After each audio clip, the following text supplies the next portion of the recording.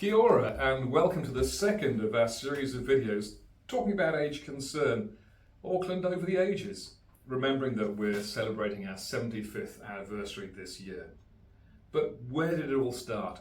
Well, for age concern in Auckland, it all started back in the 1940s, in fact in 1949 to be exact, right at the end of what was a tumultuous decade around the world.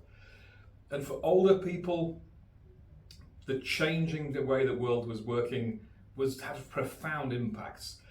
And why did we feel it was necessary to set up an organisation to support older people? Well, put it quite simply, we can't hide from the fact of the extraordinary change to society that 6 years of a global war had.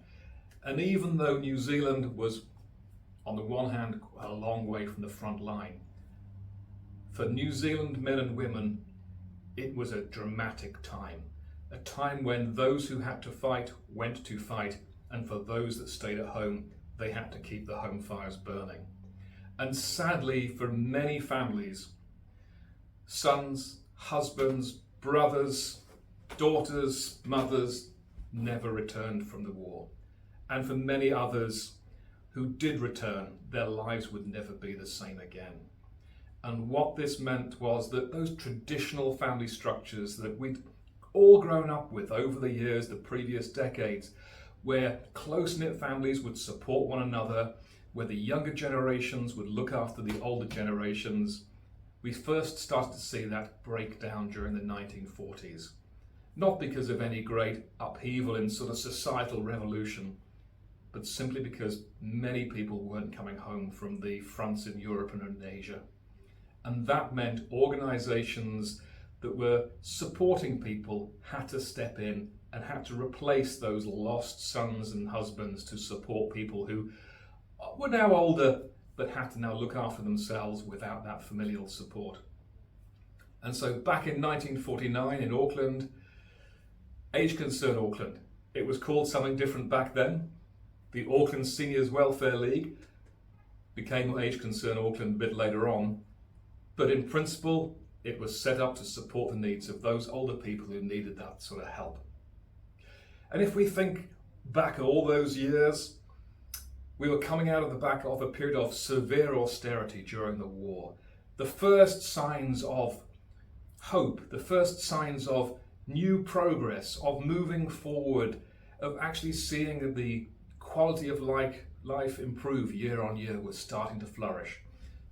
But what of older people?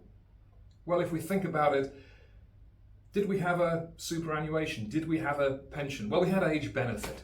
An age benefit, that was pegged at around 72% of the average wage after tax, but only if you were eligible, and not everybody was eligible. And so if you were not eligible, but you were over the age of 65, what did you get? You got £10. So you had just £10 a year to give you a little bit of extra help. Hardly anything. And even those many, many years ago, that still was hardly anything. So there were a lot of older people who were really, really struggling. And it was why organisations such as Age Concern was so important, because that's where people could come and get help. That's where people could come and get support. And that's where people could come together to help people in their community that perhaps couldn't look after themselves quite as well as they would hope or they wanted to. And that was the point in which it all started, where we started and where our journey began. And I think some of those things that we were experiencing back then, have we seen them disappear completely today? Well, the reality is not entirely. So back in 1949, were people lonely and isolated? Yes, absolutely they were. We didn't really understand exactly how that worked. We didn't really understand what the detrimental impacts that was, and we didn't understand how difficult that was for people and just what severe disadvantage that gave to people as they were getting older. We understand a lot more now. But were people experiencing abuse and neglect back in 1949? Absolutely, yes.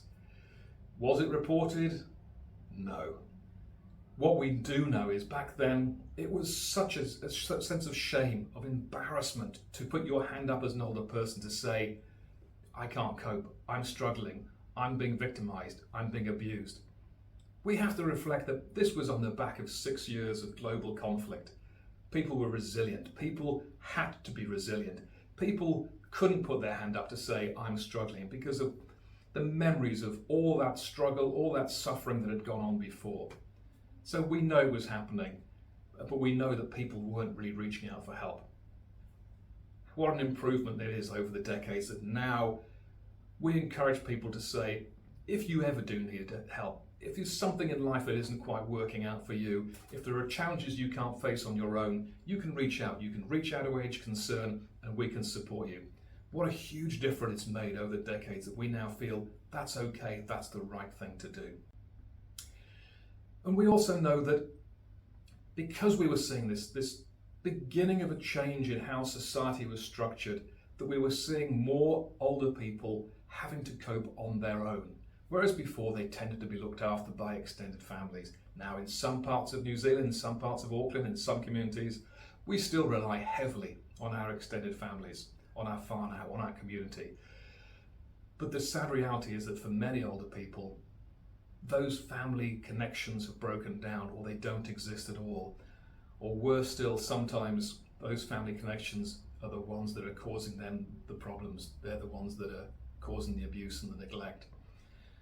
And it's very hard for any older person to put their hand up and say, this is what's happening. My family are causing me these troubles.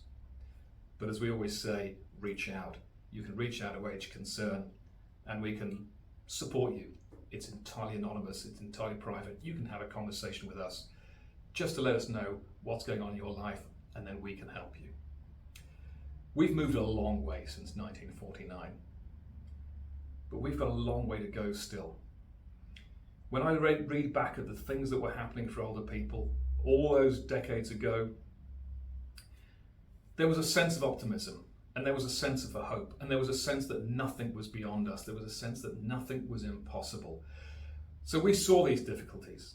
The chronic state of housing in Auckland, the chronic state of the fact that we were struggling to make ends meet. We were just seeing the first green shoots of increased production, increased wealth. The fact that we didn't have the luxury of household devices that we take for granted now. We were having to do the hard work ourselves, and our older people were having to do the hard work ourselves. We've come such a long way forward. And for many of us, it's a reality that living today is the best of times. It is the best time to be alive. And we're very lucky in New Zealand that that's the case for many, many older people. But let us not forget that we know that there are a significant proportion of our older population where life is nowhere near better than it used to be. And for some, it hasn't improved at all. That's what we're here to do. That's part of our journey, to make sure we improve these things, and that's why we're talking about these things in this, our 75th year, and why we're looking to you to join in with that celebration. Join in and recognise the important role that older people play in our communities.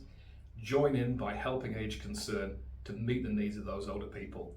Let's make sure that we continue to see benefits, but benefits for everybody, so we can make sure that all older people live that valued, respected life where they are a full part of the community and their community values them as important individuals. We'll talk more later, but for now, thank you and goodbye.